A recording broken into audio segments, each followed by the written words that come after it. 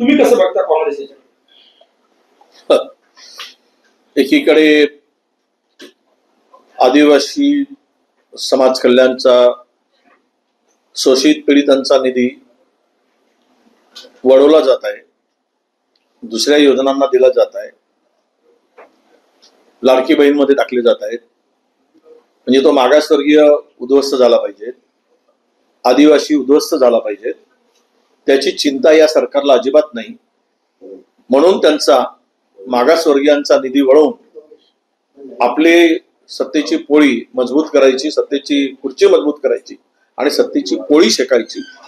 आणि दुसरीकडे मात्र सत्तेमध्ये असलेल्या 50 पहिल्यांदा निवडलेल्या आमदारांना 5-5 कोटी रुपयाचा निधी द्यायचा आणि इतर पक्षातील आमदारांना 1 रुपयाही द्यायचा नाही. अजूनही आमदार निधी हा वितरित झाला नाही, डीपीटीसीचा निधी आलेला नाही. ही परिस्थिती आज राज्यात आहे. आणि कर्ज तर खूप मोठा झाला आहे. 9.5 लाख कोटीच्या जवळपास कर्ज आता राज्यावर आलेला आहे. अशा स्थितीमध्ये पैसे नाही म्हणून सांगायचा आणि नवीन आलेल्या आमदारांना 5-5 कोटी रुपये द्यायचे आणि इतरांना वाऱ्यावर सोडायचं, तर हीच तर भारतीय जनता पक्षाची किंवा महायुती सरकारची जी काही ही चाल आहे, हा अन्याय आहे. हे काही म्हणजे जी भावना आहे, भूमिका आहे, ही विरोधकांना, विरोधी आमदारांना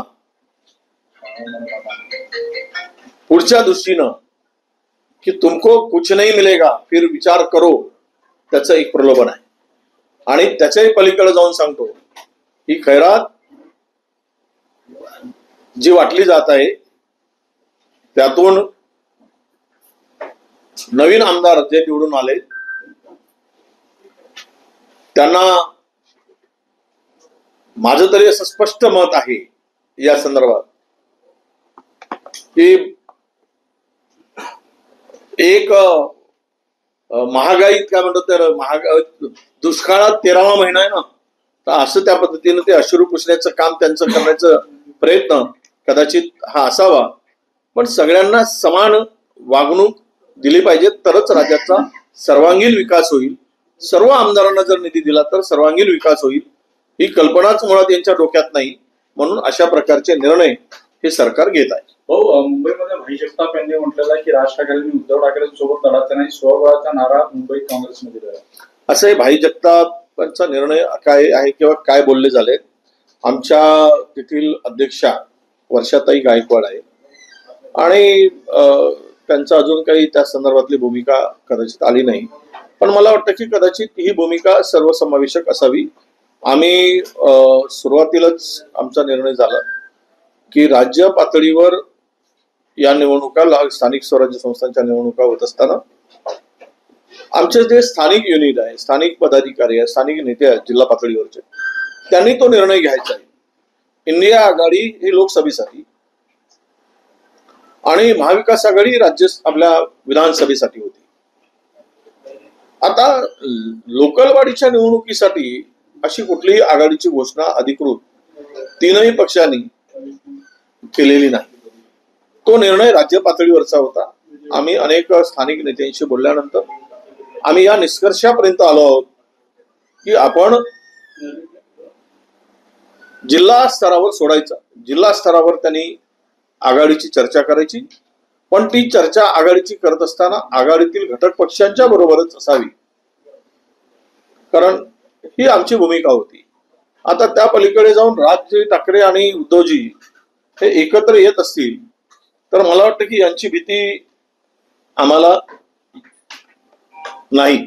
आम्ही स्वागत करतो त्या दोघांच्या, कारण राज ठाकरेकडे 5-7% मतदान जे नेहमी त्याला मिळतात, त्यांच्या पक्षाला मिळतात राजजींच्या, त्यामुळे त्याचा फायदा होऊन जर मराठी बांधव एकवट असेल, कारण मुंबईमध्ये जे आता जो काही भाजपचा चेहरा उघडकीस आलेला आहे, तो चेहरा एक गुजराती चेहरा म्हणून उघडकीस आलेला आहे, तो फेस केलेला आहे. त्यामुळे त्या महाराष्ट्राच्या अस्मितेला पूरक असं ते दोन भाऊ करत असतील तर कुणाला वाईट वाटण्याचं कारण नाही. राहिला आमचा प्रश्न काँग्रेसने तिथे जावं की नाही जावं, हे काँग्रेसच्या स्थानिक युनिटवर आम्ही सोडलेलं आहे. कारण या स्थानिक निवडणुका आहे, त्याचा अर्थ दुसरा कोणी काही काढायची गरज नाही. आणि या दोघांचा युतीचा प्रभाव जो राहील तो MMR रिजन पर्यंत राहील, पुण्यापर्यंत किंवा फार तर ठाणे नाशिक पर्यंत काही भागामध्ये. पण तो मुंबईमध्ये त्याच्या युतीचा अधिकाधिक फायदा त्या दोघांना होईल. तर त्यांना फायदा होत असेल तर आम्ही त्याच्यामध्ये बोट दाखवायची गरज नाही. भाजपाला भीती वाटत असेल तर भाजपाने त्याची धास्ती घेऊन अशा प्रकारचं स्टेटमेंट करत असावे असं मला वाटतं. सर्वांना द्यायचं निवडणुकीचे फायदे मिळवण्यासाठी, तेव्हा ती सरकारची तेव्हाची भूमिका होती असं वाटतं.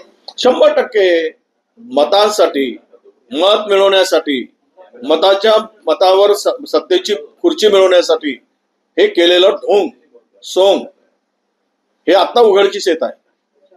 जनतेच्या मेहनतीचा, जनतेच्या परिश्रमाचा पैसा हा योग्य रीतीने वापरला गेला पाहिजे.